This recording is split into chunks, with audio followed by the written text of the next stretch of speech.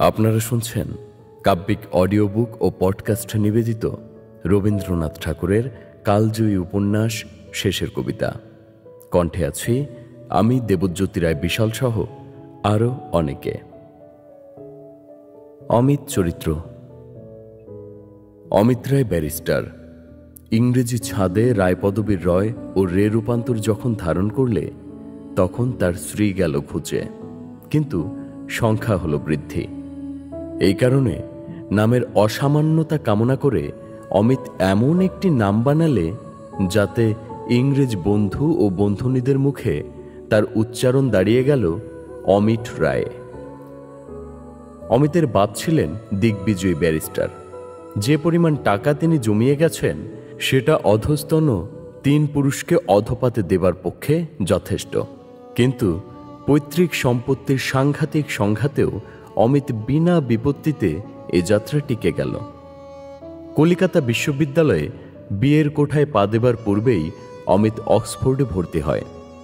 সেখানে পরীক্ষা দিতে দিতে এবং না দিতে দিতে ওর 7 বছর গেল কেটে।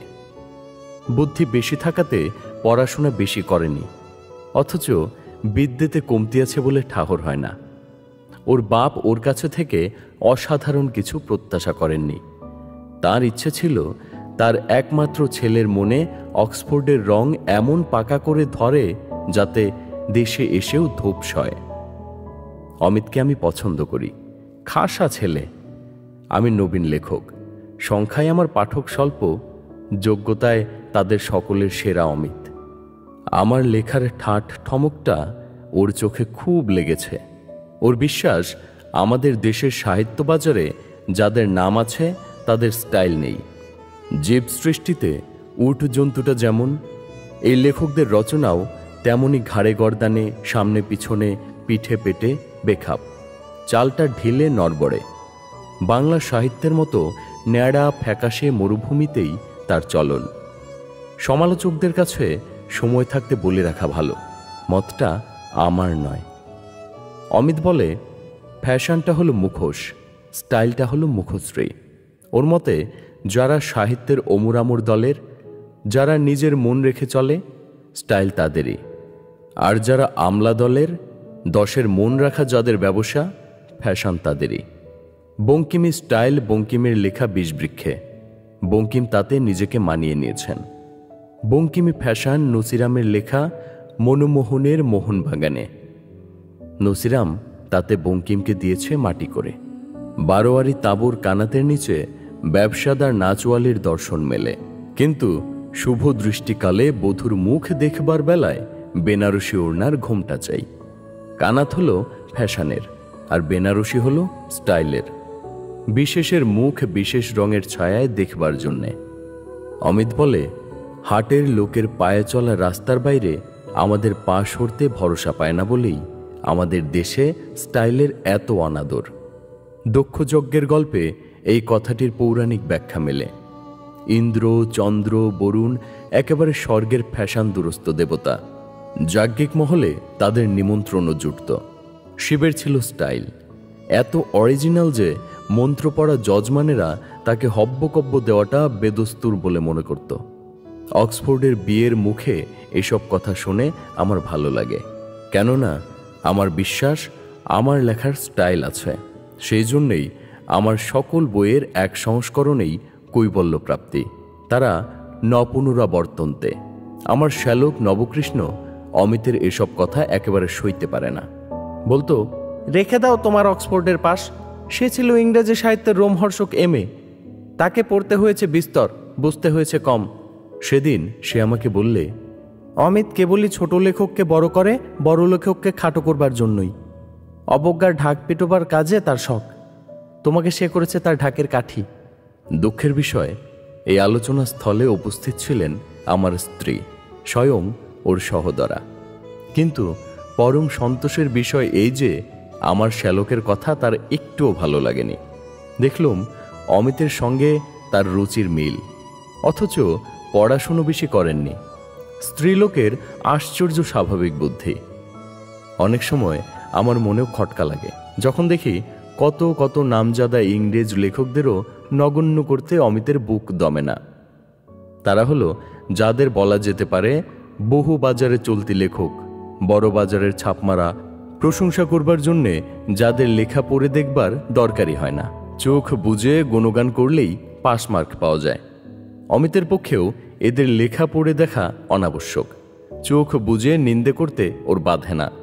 আসলে যারা নামজাদা তারা ওর কাছে বড় বেশি সরকারি, বর্ধমানের ওয়েটিং রুমের মতো। আর যাদের ও নিজে আবিষ্কার করেছে তাদের উপর ওর খাস দখল, যেন স্পেশাল ট্রেনের সেলুন কামরা।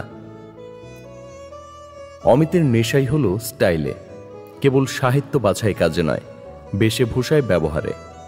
ওর চেহারাতেই একটা বিশেষ ছাদ আছে। 5 জনের মধ্যে ও যে কোনো একজন নয় মাত্র। ও হলো একেবারে পঞ্চম, অন্যকে বাদ দিয়ে চোখে পড়ে। দাড়ি গোঁফ কামানো, চাঁচা মাজা, চিকন শ্যামবর্ণ পরিপুষ্ট মুখ, স্ফূর্তি ভরা ভাবটা, চোখ চঞ্চল, হাসি চঞ্চল, নড়াচড়া চলাফেরা চঞ্চল। কথার জবাব দিতে একটুও দেরি হয় না। মনটা এমন এক রকমের চকমকি যে ঠুন করে একটু ঠুকলেও স্ফুলিঙ্গ ছিটকে পড়ে। দেশি কাপড় প্রায়ই পরে, কেননা ওর দলের লোক সেটা পরে না। ধুতি সাদা থানের যত্নে কোচানো, কেননা ওর বয়সে এরকম ধুতি চলতি নয়। পাঞ্জাবি পরে, তার বাঁ কাঁধ থেকে বোতাম ডান দিকের কোমর অবধি। আস্তিনের সামনের দিকটা কনুই পর্যন্ত দুভাগ করা। কোমরে ধুতিটাকে ঘিরে একটা জড়ি দেওয়া চওড়া খয়েরি রঙের ফিতে। তারই বাঁ দিকে ঝুলছে বৃন্দাবনী ছিটের এক ছোট থলি।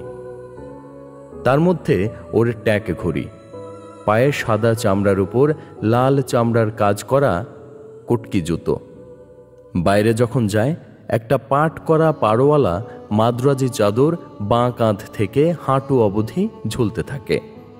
বন্ধুমহলে যখন নিমন্ত্রণ থাকে, মাথায় চওড়া এক মুসলমানি লখনৌ টুপি, সাদার উপর সাদা কাজ করা। একে ঠিক সাজ বলবো না, এ হচ্ছে ওর এক রকমের উচ্চ হাসি। ওর বিলেতি সাজের মর্ম আমি বুঝি নে। যারা বোঝে তারা বলে কিছু আলুথালু গোছের বটে, কিন্তু ইংরেজিতে যাকে বলে ডিস্টিংগুইশড। নিজেকে অপরূপ করবার শখ ওর নেই, কিন্তু ফ্যাশনকে বিদ্রুপ করবার কৌতুক ওর অপর্যাপ্ত। কোনো মতে বয়স মিলিয়ে যারা কুষ্ঠির প্রমাণে যুবক, তাদের দর্শন মেলে পথে ঘাটে। অমিতের দুর্লভ যুবকত্ব নির্জলা যৌবনের জোরেই। একেবারে বেহিসেবি উড়নচণ্ডী, বান ডেকে ছুটে চলেছে বাইরের দিকে, সমস্ত নিয়ে চলেছে ভাসিয়ে, হাতে কিছুই রাখে না। এদিকে ওর 2 বোন, যাদের ডাকনাম সিসি এবং লিসি, যেন নতুন বাজারে অত্যন্ত হালের আমদানি। ফ্যাশনের পসরায় আপাদমস্তক যত্নে মোড়ক করা 1 নম্বরের প্যাকেট বিশেষ। উঁচু খুড়ওয়ালা জুতো, লেসওয়ালা বুক কাটা জ্যাকেটের ফাঁকে প্রবালে অ্যাম্বারে মেশানো মালা, শাড়িটা গায়ে তীর্যক ভঙ্গিতে 8 করে লেপটানো। এরা খুটখুট করে দ্রুত লয়ে চলে, উচ্চস্বরে বলে, স্তরে স্তরে তোলে সুচাগ্র হাসি, মুখ ঈষৎ বেঁকিয়ে স্মিত হাস্যে উঁচু কটাক্ষে চায়, জানে কাকে বলে ভাবগর্ভ চাউনি। গোলাপি রেশমের পাখা ক্ষণে ক্ষণে গালের কাছে ফুরফুর করে সঞ্চালন করে এবং পুরুষ বন্ধুর চৌকিত হাতার উপরে বসে সেই পাখার আঘাতে তাদের কৃত্রিম স্পর্ধার প্রতি কৃত্রিম তর্জন প্রকাশ করে থাকে। আপন দলের মেয়েদের সঙ্গে অমিতের ব্যবহার দেখে তার দলের পুরুষদের মনে ঈর্ষার উদয় হয়। নির্বিশেষভাবে মেয়েদের প্রতি অমিতের ঔদাসীন্য নেই, বিশেষভাবে কারো প্রতি আসক্তিও দেখায় না সে।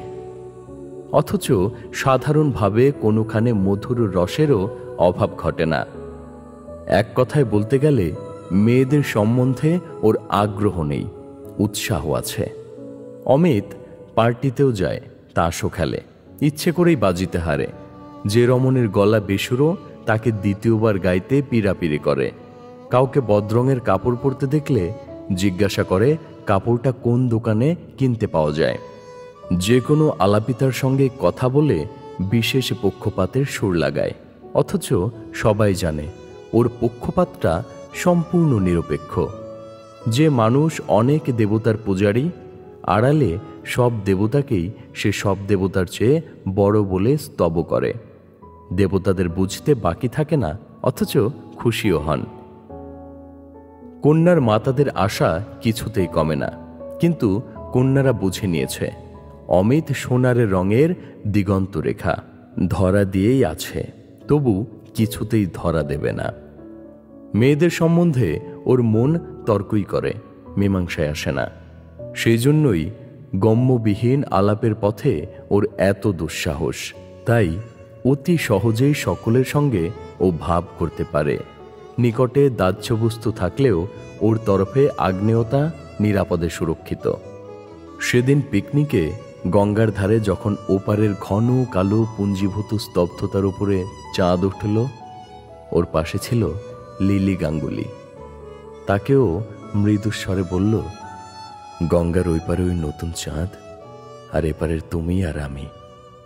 এমন সমাবেশটি অনন্তকালের মধ্যে কোনোদিনই আর হবে না। প্রথমটি লিলি গাঙ্গুলির মন এক মুহূর্তে ছলছলিয়ে উঠছিল, কিন্তু সে জানত এ কথাটায় যতখানি সত্য সে কেবল ওই বলার কায়দাটুকুর মধ্যেই। তার বেশি দাবি করতে গেলে বুদবুদের উপরকার বর্ণচ্ছটাকে দাবি করা হয়। তাই নিজেকে ক্ষণকালের ঘোর লাগা থেকে ঠেলা দিয়ে লিলি হেসে উঠে বলল, অমিত, তুমি যা বললে সেটা এত বেশি সত্য যে না বললেও চলতো। এই মাত্র যে ব্যাঙটা টপ করে জলে লাফিয়ে পড়ল, এটাও তো অনন্তকালের মধ্যে আর কোনোদিন ঘটবে না।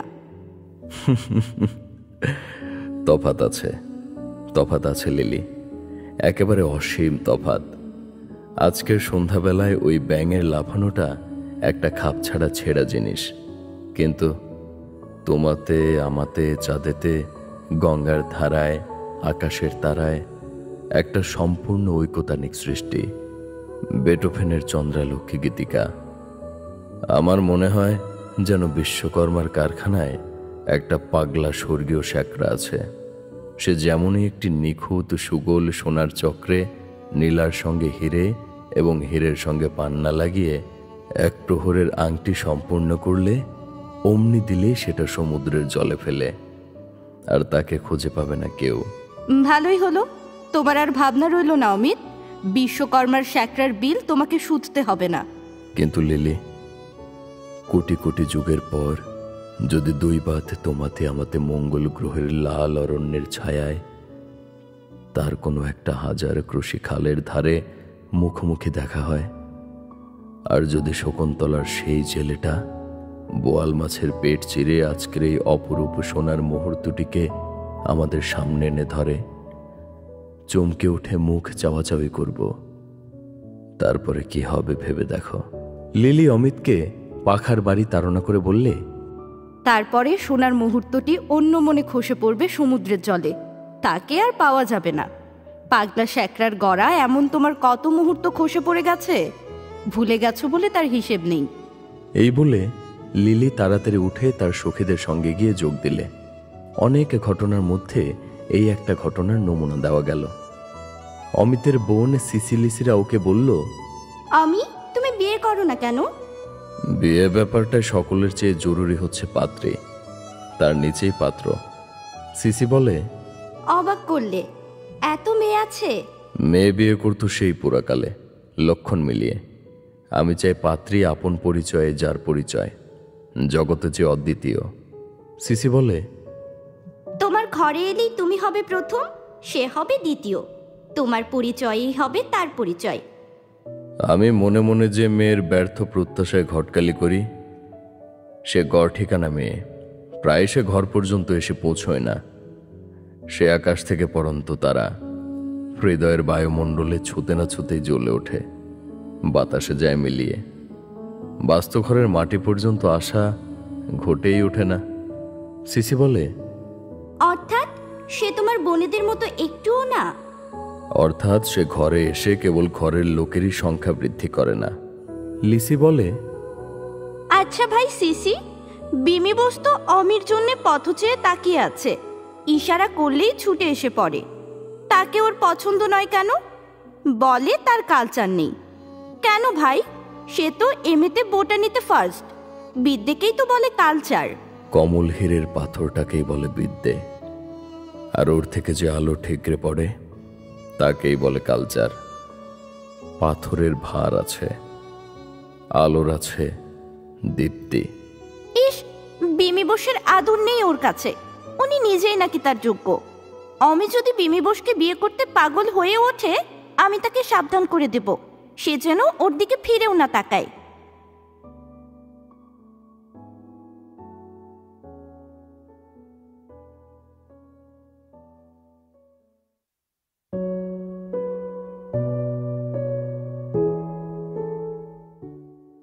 পাগল না হলে বিমি বোসকে বিয়ে করতে চাইবই বা কেন? সে সময়ে আমার বিয়ের কথা না ভেবে উপযুক্ত চিকিৎসার কথা ভেব। আত্মীয় স্বজন অমিতের বিয়ের আশা ছেড়েই দিয়েছে। তারা ঠিক করেছে বিয়ের দায়িত্ব নেবার যোগ্যতা ওর নেই, তাই ও কেবল অসম্ভবের স্বপ্ন দেখে আর উল্টো কথা বলে বেড়ায় মানুষের কাছে। ওর মনটা আলে আর আলো, মাঠে বাটে ধাঁধা লাগাতেই আছে। ঘরের মধ্যে তাকে ধরে আনবার জো নেই। ইতিমধ্যে অমিত যেখানে সেখানে হো হো করে বেড়াচ্ছে। ফিরপুর দোকানে যাকে তাকে চা খাওয়াচ্ছে, যখন তখন মোটরে চড়িয়ে বন্ধুদের অনাবশ্যক ঘুরিয়ে নিয়ে আসছে। এখান ওখান থেকে যা তা কিনছে আর একে ওকে বিলিয়ে দিচ্ছে। ইংরেজি বই সদ্য কিনে এ বাড়িতে ও বাড়িতে ফেলে আসছে, আর ফিরিয়ে আনছে না। ওর বোনেরা ওর যে অভ্যাসটা নিয়ে ভারী বিরক্ত, সেটা হচ্ছে ওর উল্টো কথা বলা। সজ্জন সভায় যা কিছু সর্বজনের অনুমোদিত, ও তার বিপরীত কিছু একটা বলে বসবেই।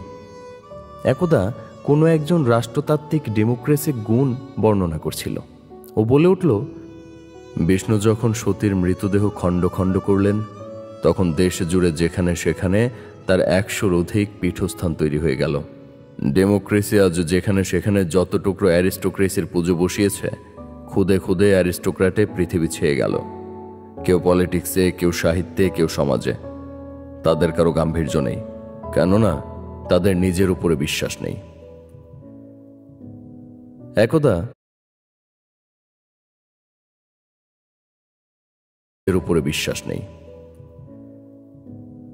একদা মেয়েদের পরে পুরুষের আধিপত্যের অত্যাচার নিয়ে কোনো সমাজ হিতৈষী অবলা বান্ধব নিন্দা করছিল পুরুষদের।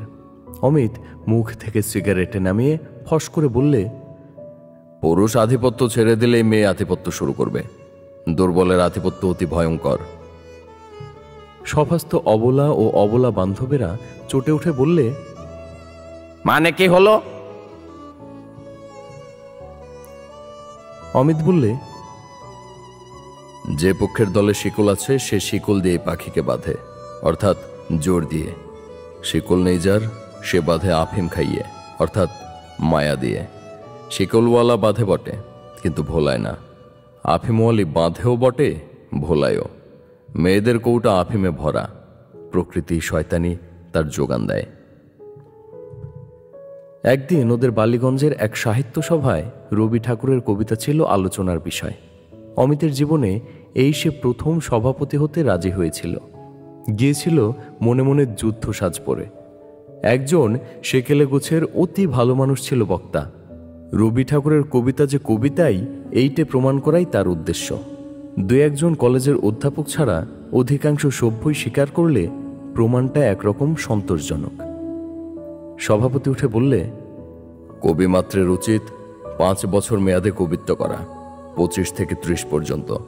এ কথা বলবো না যে পরবর্তীদের কাছ থেকে আরো ভালো কিছু চাই, বলবো অন্য কিছু চাই। ফজলি আম ফুরুলে বলবো না আনো ফজলি তর আম, বলবো নতুন বাজার থেকে বড় দেখে আতা নিয়ে আসো তো হে। ডাব নারকেলের মেয়াদ অল্প, সে রসের মেয়াদ। ঝোনো নারকেলের মেয়াদ বেশি, সে শ্বাসের মেয়াদ। কবিরা হলো ক্ষণজীবী, ফিলোজফরের বয়সের গাছপাথর নেই। রবি ঠাকুরের বিরুদ্ধে সবচেয়ে বড় নালিশ এই যে বড় ওয়ার্ডস অর্থের নকল করে ভদ্রলোক অতি অন্যায় রকম বেঁচে আছে। জম বাতি নিবিয়ে দেবার জন্যে থেকে থেকে ফরাস পাঠায়, তবুও লোকটা দাঁড়িয়ে দাঁড়িয়েও চৌকির হাতা আঁকড়িয়ে থাকে। ও যদি মানে মানে নিজেই সরে না পড়ে, আমাদের কর্তব্য ওর সভা ছেড়ে দল বেঁধে উঠে আসা। পরবর্তী যিনি আসবেন তিনিও তাল ঠুকেই গর্জাতে গর্জাতে আসবেন যে তার রাজত্বের অবসান নেই। অমরাবতী বাধা থাকবে মর্তে তারই দরজায়। কিছুকাল ভক্তরা দেবে মাল্যচন্দন, খাওয়াবে পেট ভরিয়ে, সাষ্টাঙ্গে প্রণিপাত করিবে। তারপরে আসবে তাকে বলি দেবার পুণ্য দিন, ভক্তিবন্ধন থেকে ভক্তদের পরিত্রাণের শুভ লগ্ন। আফ্রিকায় চতুষ্পদে দেবতার পুজোর প্রণালী এই রকমই। দ্বিপদী, ত্রিপদী, চতুষ্পদী, চতুর্দশপদী দেবতাদের পুজোও এই নিয়মে। পুজো জিনিসটাকে একঘেয়ে করে তোলার মতো অপবিত্র অধার্মিকতা আর কিছু হতে পারে না। ভালো লাগার এভলিউশন আছে। 5 বছর পূর্বেকার ভালো লাগা 5 বছর পরেও যদি একই জায়গায় খাড়া দাঁড়িয়ে থাকে, তাহলে বুঝতে হবে বেচারা জানতে পারেনি যে সে মরে গেছে। একটু ঠেলা মারলেই তার নিজের কাছে প্রমাণ হবে যে সেন্টিমেন্টাল আত্মীয়রা তার অন্ত্যেষ্টি সৎকার করতে বিলম্ব করেছিল। বোধ করি উপযুক্ত উত্তরাধিকারীকে চিরকাল ফাঁকি দেবার মতলবে। রবি ঠাকুরের দলের এই অবৈধ ষড়যন্ত্র আমি পাবলিকের কাছে প্রকাশ করব বলে প্রতিজ্ঞা করেছি। আমাদের মণিভূষণ চশমার ঝলক লাগিয়ে প্রশ্ন করলে, সাহিত্য থেকে লয়ালটি উঠিয়ে দিতে চান? একেবারেই। এখন থেকে কবি প্রেসিডেন্টের দ্রুত নিঃশেষিত যুগ। রবি ঠাকুর সম্বন্ধে আমার দ্বিতীয় বক্তব্য এই যে তার রচনা রেখা তারই হাতের অক্ষরের মতো, গোল বা তরঙ্গ রেখা, গোলাপ বা নারীর মুখ বা চাঁদের ধরনে। ওটা প্রিমিটিভ, প্রকৃতির হাতের অক্ষরের মক্স করা। নতুন প্রেসিডেন্টের কাছে চাই কড়া লাইনের, খাড়া লাইনের রচনা, তীরের মতো, বর্ষার ফলার মতো, কাটার মতো, ফুলের মতো নয়।